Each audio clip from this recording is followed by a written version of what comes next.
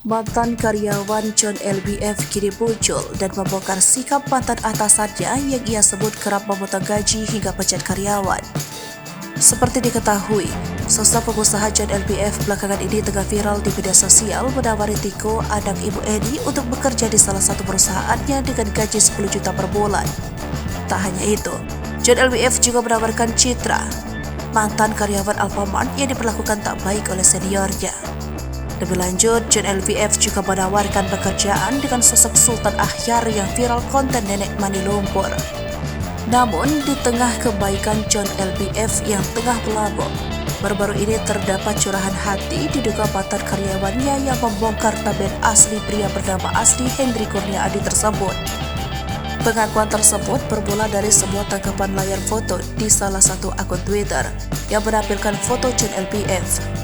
Salah satu akun yang bernama @septiadb yang diduga mantan karyawan John LBF akhirnya membalas cuitan Twitter dengan membongkar tabir asli sang bosnya, sembari menyertakan bukti foto percakapan WA yang diduga dari grup perusahaan John LBF.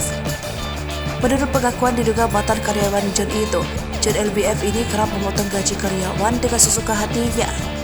Namun, tindakan yang sebenarnya itu justru tidak diketahui oleh publik dan ditampilkan John LBF di media sosial. Sementara dalam tangkapan isi percakapan yang dikirim oleh John LBF yang meluapkan emosi hingga mengancam potong gaji para karyawannya masing-masing Rp500.000. Lebih lanjut, pemilik akun juga membagikan isi pesan diduga dari John LBF yang bersikap arogan dengan mengancam akan memecat karyawannya jika teledor dalam menjalankan tugas. Bahkan, menurut pengakuan mantan karyawan John LBF tersebut, sang pengusaha berdarah Tionghoa itu juga tak segan memotong gaji karyawan apabila terlambat absen pada pukul 9 meskipun terlambat 1 menit. Mengejutkannya lagi, John LBF juga tak segan memecat karyawannya apabila mereka hanya membaca dan tak merespon chat yang dikirim John di grup perusahaan.